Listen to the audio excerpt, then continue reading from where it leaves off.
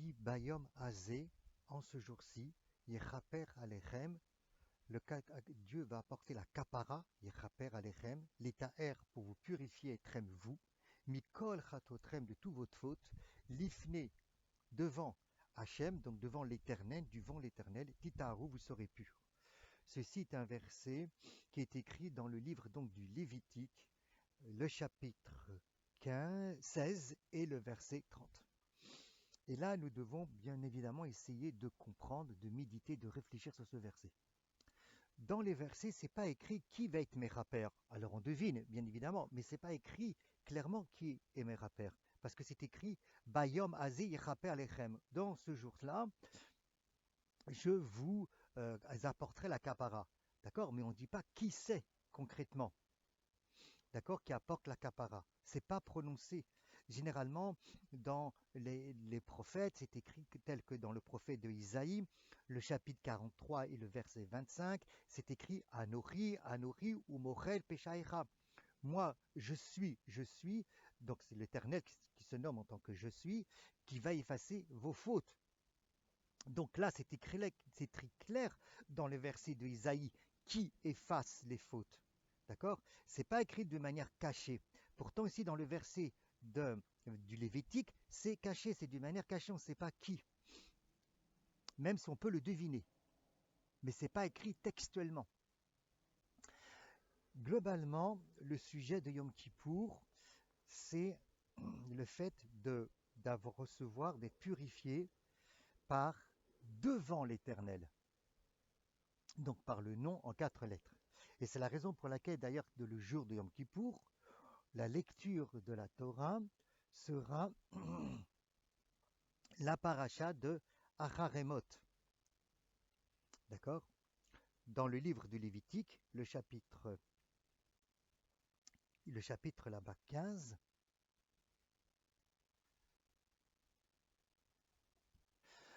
chapitre 16 dans le livre du Lévitique, le verset 1, où on nous parle de la mort des fils aînés du frère de Aaron, parce qu'ils se sont approchés d'Akadosh Baruch Hu, de Dieu, ils n'ont pas pu revenir. C'est-à-dire qu'il y a eu un élan, une extinction totale, et ils sont morts. L'âme est sortie de leur corps. Vous pouvez aller voir là-bas dans le chapitre 16 du livre du Lévitique, à partir du verset 1, de quoi il s'agit.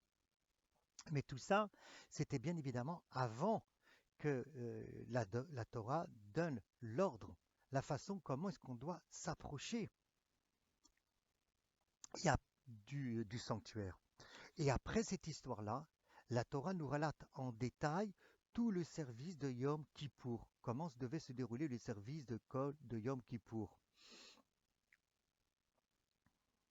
Et donc jusqu'à arriver, Mikol Chatotrem Lifnei Hashem, devant devant l'Éternel, Dieu va vous purifier, qui est avodat Teshuvah de Yom Kippourim, qui est véritablement le travail de la Teshuvah, de retour à sa source, le jour de Yom Kippourim. Maintenant, essayons d'analyser un mot qui est très important, le mot chet. Le mot chet. Il y a deux explications dans le mot chet. Le premier mot, c'est le mot chet, qui vient du lachon, comme on dit, chisaron, un manque, tout simplement. Le mot chet, c'est un manque. D'ailleurs, c'est intéressant car le mot chet s'écrit chet, tête et aleph. Et voyez, le mot aleph nous rejoint, la lettre aleph nous rejoint plutôt au divin, elle est en silence. C'est-à-dire que dans la faute, on a mis en silence le Créateur, on a mis en silence le divin. Et donc il y a un manque. Il y a un manque de quoi? De vitalité divine, de flux divin, de nourriture divine. Et pourtant, il y a une vie dans le péché. Il y a quelqu'un qui vit véritablement. D'ailleurs, c'est pour ça que le mot chet, qui s'écrit chet, la 8e lettre, tête, la 9e lettre, et aleph, la première lettre, eh bien 9 plus 1, ça fait 10, 10 plus chet plus 8, ça fait 18.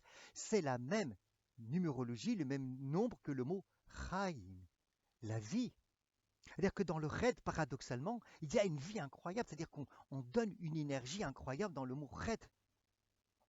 Mais Dieu, en même temps, il est caché, il est silencieux, il y a un manque. Alors, d'où on sait que le mot chet, ça veut dire un manque?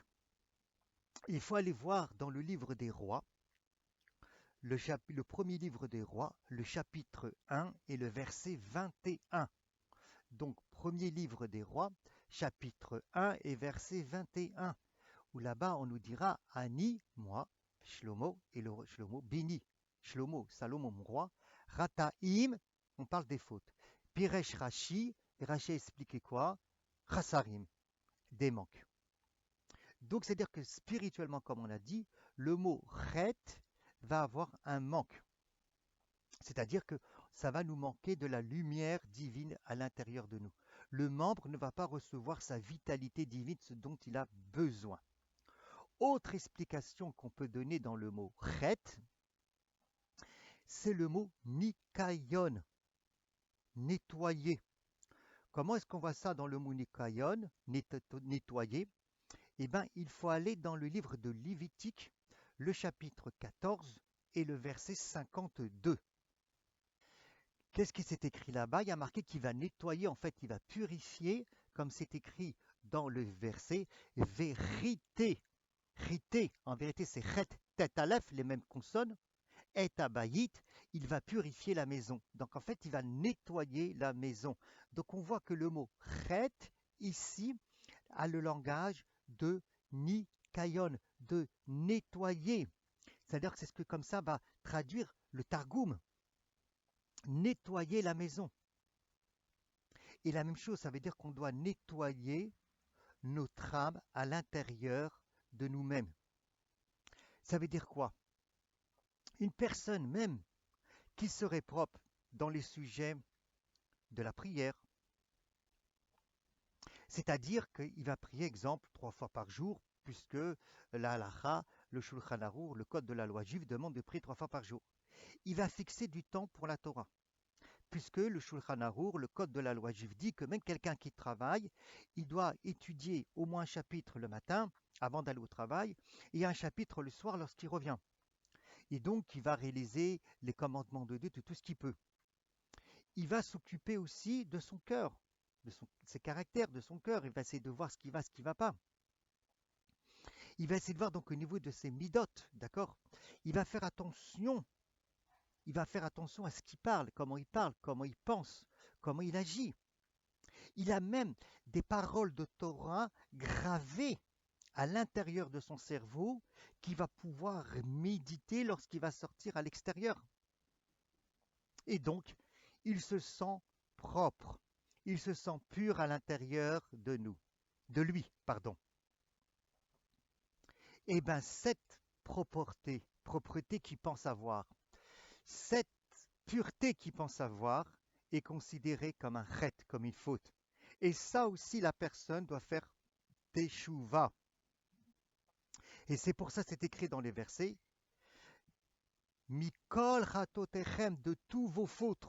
Alors on peut faire de tous vos fautes, énumérer tous les fautes que l'on fait, c'est-à-dire qu'on est en dehors des règles de ce que la Torah peut dire, on est en désobéissance à Dieu, mais de tous vos fautes ici, ça veut dire que même une personne qui se définit comme quelqu'un de propre, comme quelqu'un de pur, comme on l'a dit, donc qui fait ses 3 prières, qui étudie la Torah, qui travaille sur lui-même, et que le mot chet veut dire aussi purifier et ou nettoyer, eh bien, quand c'est écrit Mikol Ratotechem Lifnei Hashem, que Dieu va vous purifier de toutes vos fautes, il va nous purifier aussi de cette faute-là.